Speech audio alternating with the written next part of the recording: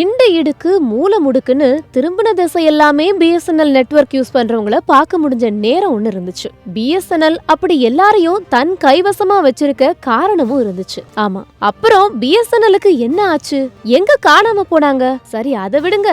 இப்போ மறுபடியும் மார்க்கெட்ல பிஎஸ்என்எல் கம்பேக் கொடுக்க போறாங்களாமே அப்படின்னு கேக்குறீங்களா? அப்போ இத கொஞ்சம் கேளுங்க.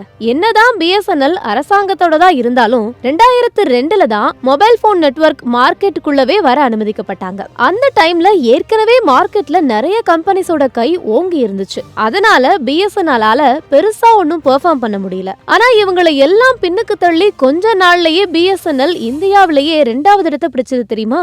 எப்படின்னு தானே கேக்குறீங்க.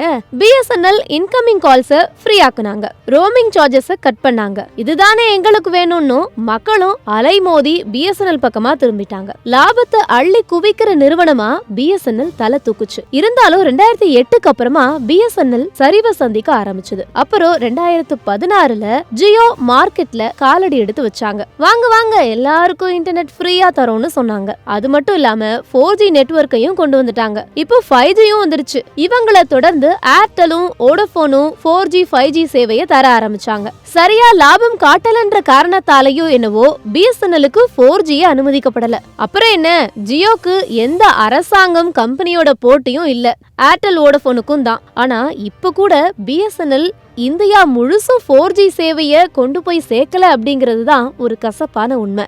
இப்போ கொஞ்ச நாளைக்கு முன்னால ஜியோ, ஏர்டெல், வோடஃபோன் இவங்க எல்லாருமே சொல்லி வச்ச மாதிரி தடால்னு விலைய பயங்கரமா உயர்த்திட்டாங்கல்ல. இத கேள்வி கேட்டு ஒழுங்குபடுத்த வேண்டிய ட்ராயும் பெருசா அவங்களை எதுவும் தடுக்கல. இந்த விலை ஏற்றத்தால கடுப்பான மக்கள் மறுபடியும் பிஎஸ்என்எல் பக்கமா படையெடுக்க ஆரம்பிச்சிருக்காங்க.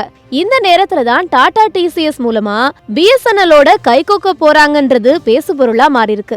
ஏன்னா பிஎஸ்என்எல் டாட்டாவோட 26,000 கோடிக்கு ஒரு ஒப்பந்தம் போட்டிருக்காங்க. எதுக்குன்னா இந்தியாவில் இருக்கிற 1,00,000 பிஎஸ்என்எல் டவர 4Gயா மாத்த போறாங்க டாடா. அட நீங்க வேற, எல்லாரும் 5Gக்கு மாறிட்டு இருக்காங்க. இப்பதான் இவங்க 4Gயை கொண்டு வராங்களேன்னு நீங்க கேக்குறது புரியுது. அப்போ இதையும் கேட்டுக்கோங்க.